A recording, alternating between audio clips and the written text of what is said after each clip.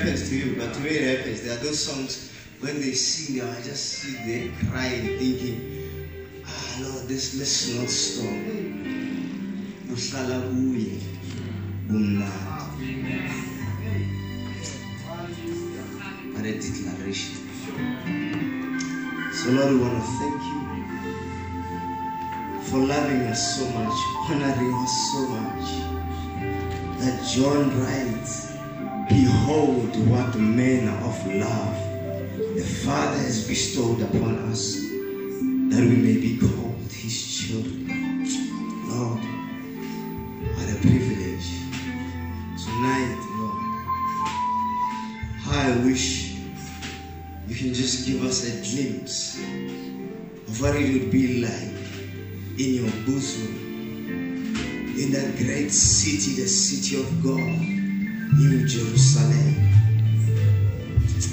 where we shall hunger no more, where there shall be no tears, Lord, where there shall be no suffering. So we're still now in Gosenamand. It won't be like here, La Pasiakala, City London, below Sweet. But the current back in Gosenamand, we will behold the beauty, everlasting beauty of the King. So Lord, what a joy, what a privilege tonight. Jesus, may you be honored in this place. May no flesh glory in your presence. It's all yours. It's all yours. Take it. Use any one of us for the glory of the Godhead in Jesus' name. Amen. Let's give God a hand of praise. Thank you guys. You guys that care for super blessed. Amen. You are totally super blessed. For me, I'm very privileged to enjoy some of these benefits. Amen. How many people don't have a good appetite for the word of God?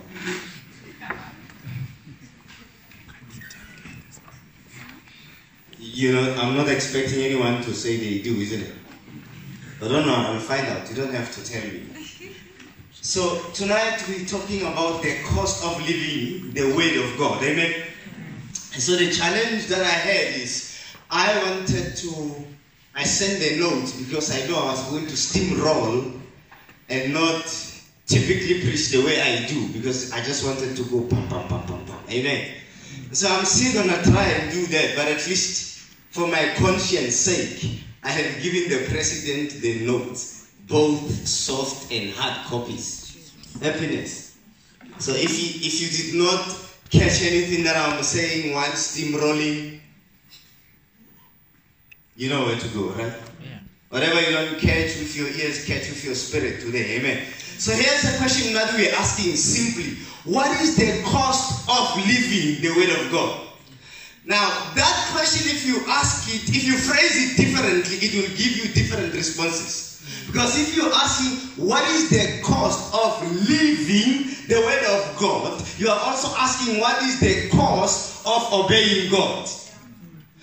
You can also ask it this way.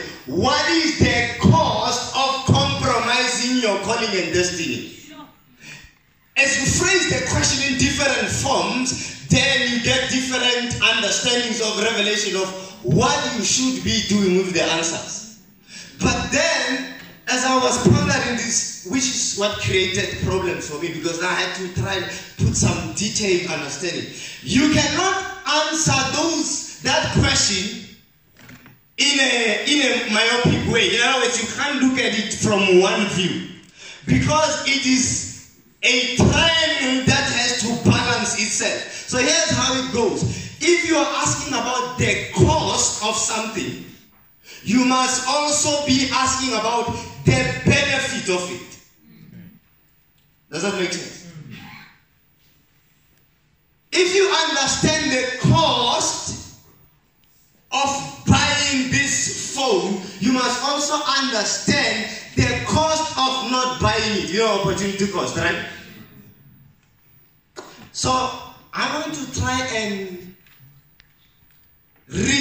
much as I can. This is not very easy for me to read through my notes. Is that okay?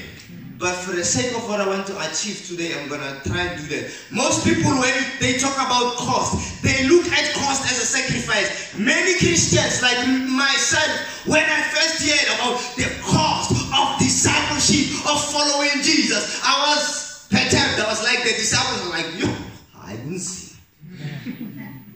Because I was told the cost. I was told the one side of the triangle. I was not told the other two sides.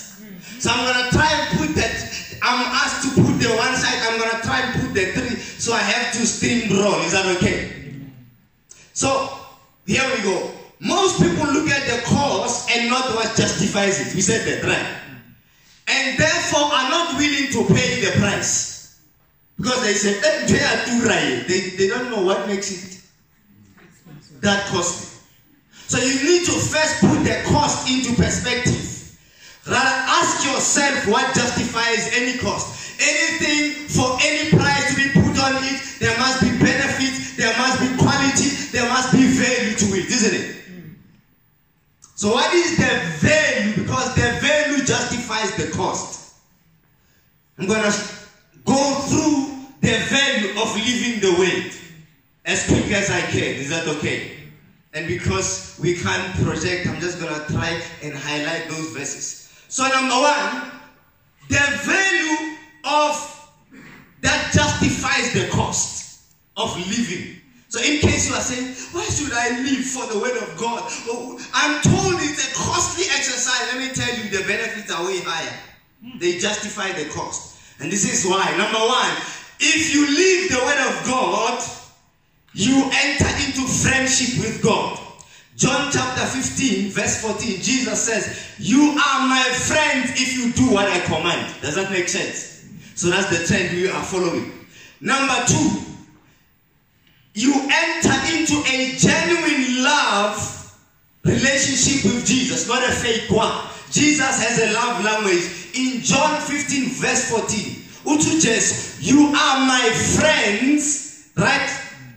If you keep my commands. And then he says, if you love me, you understand the genuineness of the relationship. If you love me, keep my commands, which means live my ways.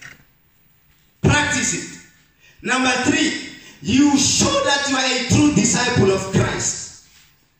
Which is in John chapter 8, verse 31. To the Jews who had believed him, Jesus said, if you hold on to my teachings, then you are truly my disciples.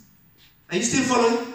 So there are things that you assume about yourself that are not even the case. Some of us here are under what we call false assurance. You're going to end up in hell thinking you are born again. It turns out you actually love salvation. You never gave your life to Jesus. Because the measure of the lordship of the word of Jesus Christ is the measure of his lordship. Jesus is no more Lord upon you. Yes. If the word is not. Because he can't exercise authority over you without his word. Does that make sense? So you're not a true disciple of Christ if you're not living the way. You will receive earthly blessings and eternal rewards. So here I cross-reference Luke 18 from verse 28 to verse 30 with Revelation chapter 22 verse 12. In Luke 18, 28 to 30, Peter said to him, we have left all we had to follow you. Jesus said, truly I tell you, no one who has left home or wife or brothers or sisters or parents or children for the sake of the kingdom of God will fail. Are you following? He says, if you have paid the cost, none of you will fail to receive many times as much of what you have given up in this age and in the age to come, eternal life. So there is a blessing this side and there is a blessing beyond the grave. Are we still together? And in Revelation 22 verse 12, Jesus says, look, I am coming soon, my reward is with me, and I will give to each person according to what they had done. Are you following? So it's not just I'm living the word. Be aware that there is a microscopic looking into your actions by the heavens. And the heavens are saying, is this behavior worthy of the reward? So if you have an eternal perspective, then you can understand that I need to ensure that what I live for is worth the heavens' commendation. Well done. Are you still okay? Living in the Word of God ensures that you live in God's abiding presence. You know, there's God's providential presence. God is everywhere, right? There is God's manifest presence, but there is God abiding presence. Where, you know, when God says to people, I will be with you. When you do the Word of God, you ensure that that promise is fulfilled. Jesus says to his disciples in Matthew 28 verse 19 to 20, he says, go into the world. What does he say they must do? Go.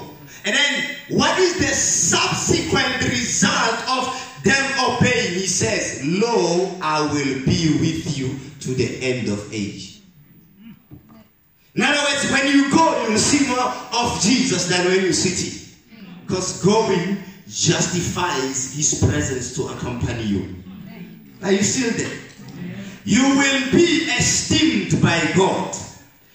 In Isaiah 66 verse 1 and 2, God says, heaven is my throne, the earth is my footstool. Where is the place you can prepare for me? He says, this is the one I esteem. This is the one I look upon. This is the one I show favor. He who has a contrite heart and a broken spirit. And he ends with this way, who trembles at my words.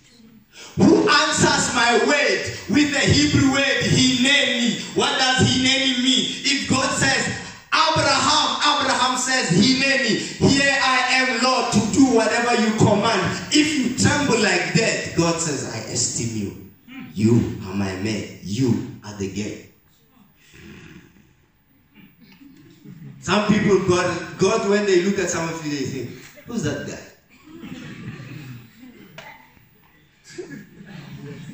When you live in the Word of God, you will be prosperous and successful. Right? What does Joshua 1 verse 8 tells us? It says, this book of the law shall not what? Depart from you, but you shall meditate in it day and night. Not only meditate, but that you may observe to do according to all that is written in it, for then you will make your way prosperous. And then you will have good success. We just highlighting the benefits, because the benefit justifies the cost.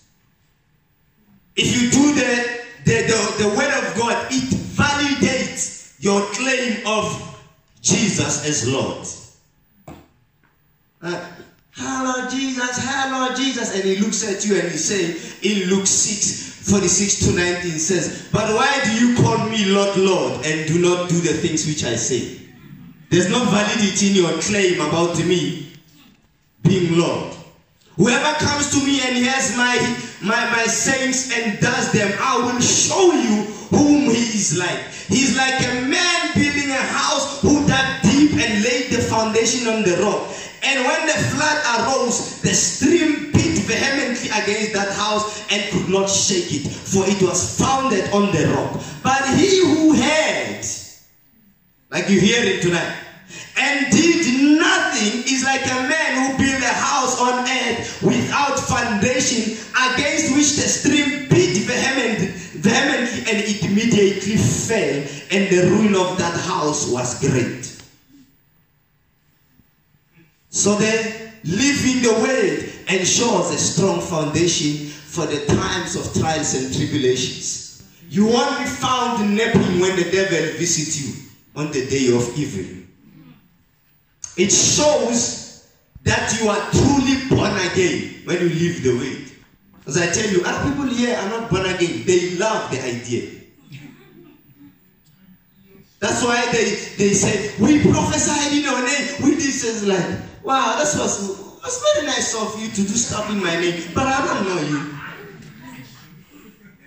James 1:18 says, he chose to give us birth through the word of truth, that we might be a kind of first fruit for all that is created. He gave us birth through the word of truth. What is the genetic code of your being as a child of God? Truth. And the truth is a manifestation of the word of God. Sanctify them with, and your word is what? How do you talk about truth when you cannot speak about the word of God? And here's my favorite one. Living in the word of God is an antidote towards self-deception. Other people think they know, they don't know. This is what James says in 1:22 says, do not merely listen to the word and so deceive yourself. Do what it says. Anyone who listens to the word but does not do what it says is like someone who looks at his own face in a mirror and after looking at himself goes away and immediately forgets what he looks like. But whoever looks intently into the perfect law that gives freedom and continues means doing it. Not forgetting what they have heard, but doing it. They will be blessed in what they do. Then you ask, why am I not blessed? You praying for blessings, but you are short-circuiting your blessings by not doing. Are we still okay? So what is the cost? I just gave you a framework of the value that justifies the cost. So what is the cost then? So that when you say, because it's quality, you must know that what you are living for, the life that you now live, heaven could not pay for it alone. Earth could not afford it. That's why in Hebrews it says, sacrifices you did not desire, but a body you prepared for me. A body is the earthly contribution to the earth solution because the cost is high for both heaven and earth. Heaven cannot justifiably enter earth without the body. Earth cannot, blood and bones and flesh cannot enter heaven. They cannot connect. The price is too high for both. So if you must understand, the cost from God's side was impossible for heaven alone and impossible for earth alone. Are you still there? You okay? Am I doing well so far? With the notes. The obvious cost that we all know is what is found in Matthew 16:24 to verse 27. It's called self-denial. I've told you before that the devil is too smart to ask you to choose between God and himself. He knows you like, you get thee behind Satan. He will always ask you to choose between yourself and God. And because you love yourself so much, you will always choose yourself. And that is why anytime you have to compromise something, it's something that has to do with God and your destiny. Earthly wisdom, isn't it?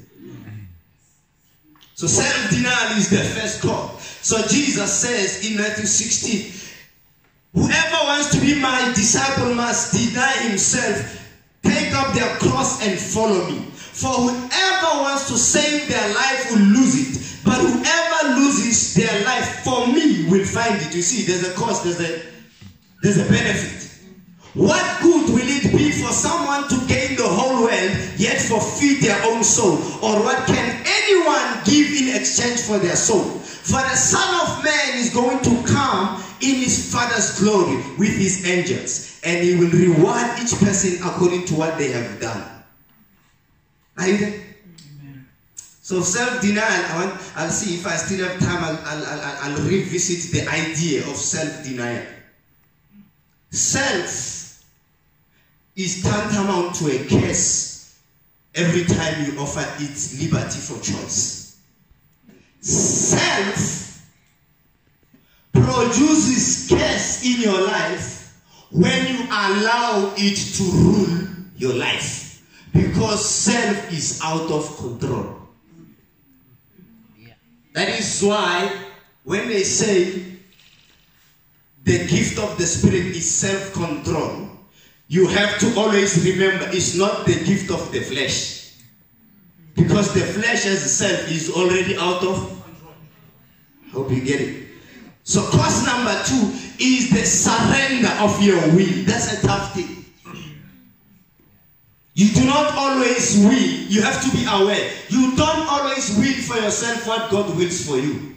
Even Jesus in Matthew 26:39 faced the same situation. Father, if it be possible, let this cup be passed away from me.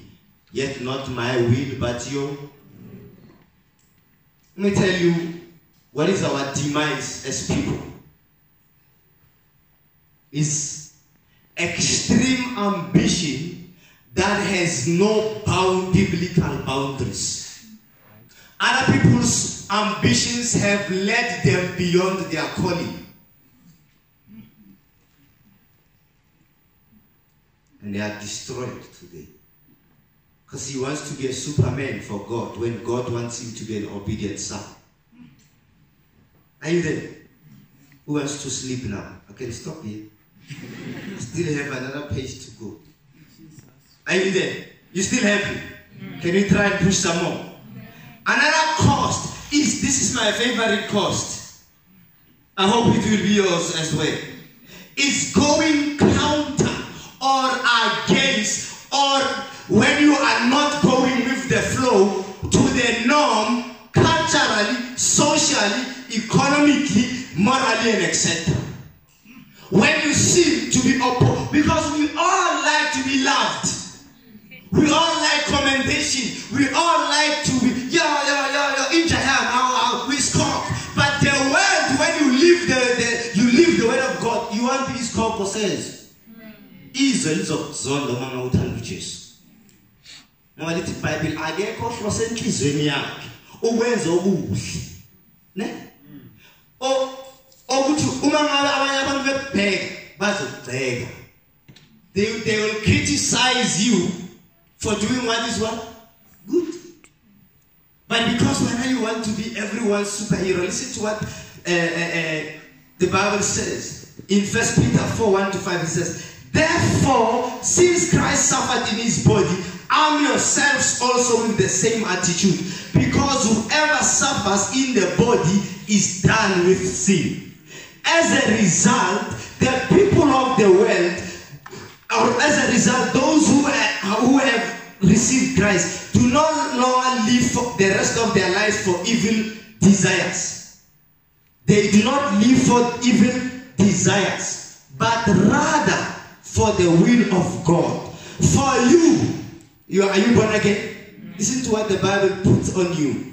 The Bible assumes this is true because it expects it to be true about you if you are born again. It says, for you have spent enough time in the past doing what sinners choose to do, living in debauchery, excessive indulgences, in lust, drunkenness, orgies, carousing, and detestable idolatry. And then it says, your friends, they are now surprised that you do not join them in their reckless, wild living, and they heap abuse on you. They are what? They are surprised.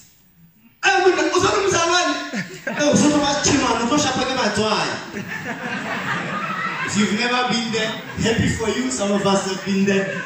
For those who can identify with what I'm talking about, you know what it is like? And people heap abuse. A patent right upon Jesus. Another cause is to face persecution and trials. In John chapter 15, 18-21, Jesus says, if the world hates you, keep in mind that it hated me first. If you belong to the world, it would love you as its own. As it is, you do not belong to the world. That's the problem. Most of us, you assume you still belong to the world. That's why you are trying to coax the world to love you. But I have chosen you out of the world. That is why the world hates you. Remember what I told you. A servant is not greater than his master. If they persecuted me, they will persecute you also. If they obeyed my teaching, they will obey yours also. They will treat you this way because of my name, for they do not know the one who sent me. Are we still there? Almost. Still have the stabbing. Sure. The next one. Okay, the next two ones I'll leave to you to like them. I just told you the one that I like.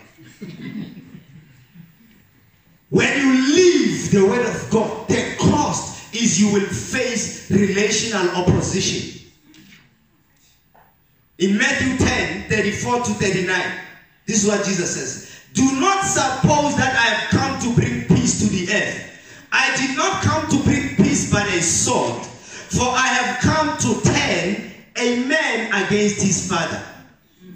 Those of us are like, Jesus says, for my sake, when I'm not sure if you're ready for that.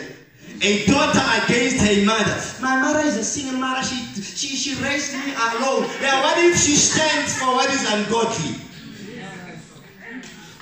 A daughter-in-law against her mother-in-law. A man's enemies will be the members of his own household. Anyone who loves their father or mother more than me is not worthy of me. Anyone who loves their son or daughter more than me is not worthy of me. Whoever does not take up their cross and follow me is not worthy of me. Tough one, isn't it? I'll leave that one to you to like. And yeah, this one goes to all the singing ladies and the singing guys. The cost of living the word is that you will have relationships conflict. Especially when it comes to who you want to marry. Many of you here want to marry unbelievers, I know. Because love knows no religion. But principle dictates the choices of love. Are you still there? So here's what we read in 1 Corinthians 7:39. A woman is bound to her husband as long as he lives.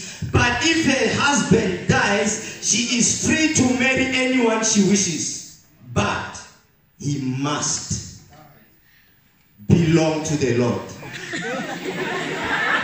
Yeah, the next one, we hope they don't die soon. But so when you cross-reference, the Bible says, because these ones were married to sinners even before. It says, remember, the whole context, it says, if you are married and you get born again and the sinner wants to leave you, it's okay.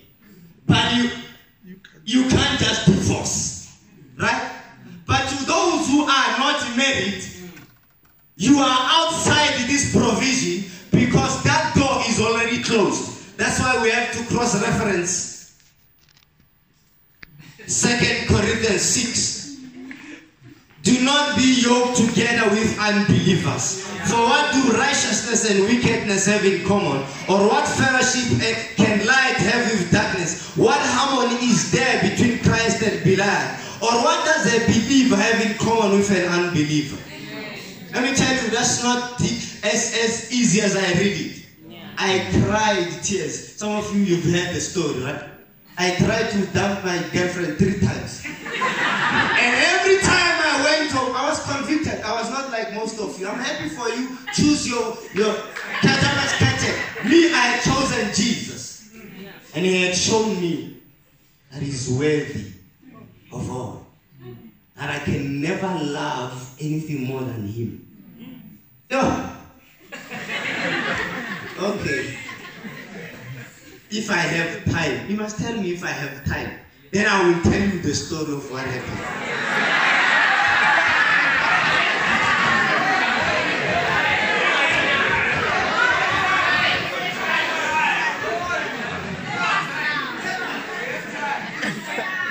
I'll tell you when I finish.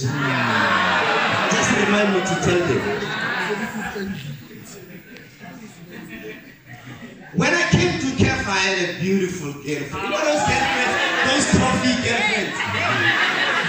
You know those ladies, when they walk, even dust just gives loose.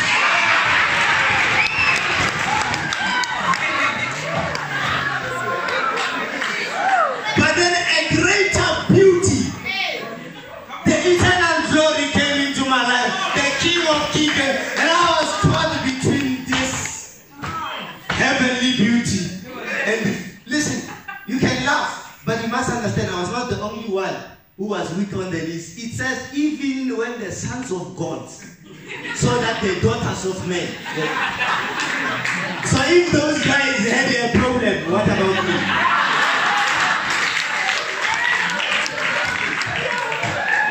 Every time we would have night prayers, etc. I'll pray, get all the verses. I can give you many verses to damn someone.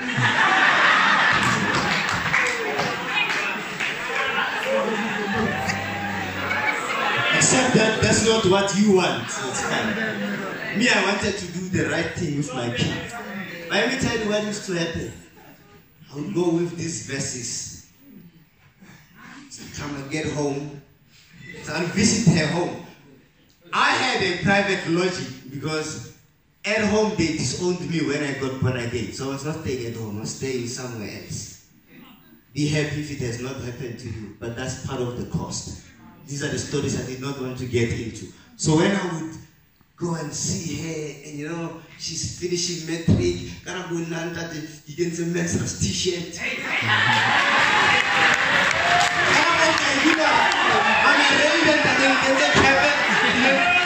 You know how vet people are. You know how you are. Okay, let's put it simple. Who has never had the pride of wearing their vets? Okay, let's not, so that others will have to pray for repentance. But when I get there, I don't know which churches you come from, but when I'm from Full Gospel, where when you speak, you see Full Gospel Assemblies and Faith Mission, you have common language.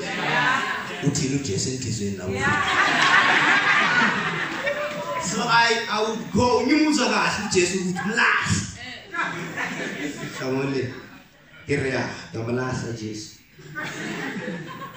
can you come and see me? I couldn't tell you about the school uniform. She'll be like, okay, I'll come, no problem. In the afternoon, she comes. You know those strapless dresses? You know those ones that I just... And then she sees you. Well, some guys don't know what I'm talking about. I'm sure ladies know. And then, who goes and sees their boyfriend without a refreshing? Doesn't happen. I'm from university, so she comes, sees. When she starts hitting your hug, she doesn't just hug you. Because this hug is not like a Kef sister hug. It's not a brotherly hug. Cut the long story short, the verses go. We will plan for next time how are we going to dump this game. But eventually it happens. So here's the thing. Beware that there is not only a cost to living the way, there is also a cost for not living the way of God. If you don't live it, there is also a cost. So I'm going to read these few words. Ephesians 5:3-7. But among you there must not be even a hint of sexual immorality or any kind of impurity or of greed, because these are improper for God's holy people. Nor should there be any obscenity, foolish talk, coarse joking, which are out of place, but rather thanksgiving. Now listen to this. For this you can be sure. No immoral, impure or greedy person, such a person is an idolater, has any inheritance in the kingdom of Christ and of God. Let no one deceive you with empty words. For because of such things, God's wrath comes on those who are disobedient. Therefore, do not be partners with them. It's a cost, isn't it? Yeah. Then we come to this point that we all have to ponder. 1 Corinthians 6:12. Everything is permissible, but not everything is beneficial. And I will not be mastered by anything that is not beneficial. So what can we say about permissibility? Permissibility has a temporal bliss, but beneficial has eternal bliss. Brevity is the soul of wit. What does that mean? Bravery is the heart of wisdom. People that are wise, you will see them in their decisiveness about their convictions. Are you still there? The good news, however, is that God knows that you cannot pay the price. How's that? On your own. And so what does God do? He provides grace. But grace requires you to be humble. So here's what 1 Corinthians 10:13 says. It says, no temptation has overtaken you except what is common to mankind. And God is faithful. He will not let you be tempted beyond what you can bear. When you are tempted or when you have to pay the price, He will also provide a way out so that you can endure it. In James 4, this is the last one. James writes to Christians, remember. But then at one point he addresses them with these words. Ask yourself why he says this words. He says, you adulterous people, don't you know that friendship with the world means enmity against God? Therefore, anyone who chooses to be a friend of the world becomes an enemy of God. Or do you think Scripture says without reason that God jealously longs for the Spirit He has caused to dwell in us? But He gives more grace. That is why Scripture says, God opposes the proud, but shows favor to the humble. Submit yourself, therefore, to God. Resist the devil, and he will flee from you. Come near to God, and He will come near to you. Wash your hands, you sinners, and purify your hearts, you double-minded. Grieve, mourn, and wail. Change your laughter to mourning, and your joy to gloom. Humble yourselves before the Lord, and He will lift you up. Shall we stand up?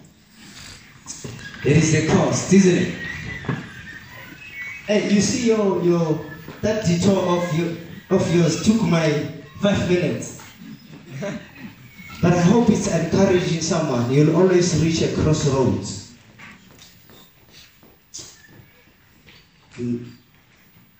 Loving God is not going to cost you just any ordinary thing. It's going to cost you the dearest things. That's why He says, Abraham, I want you to sacrifice your son, your only son whom you love. Some of us love our girlfriends, boyfriends more than Jesus.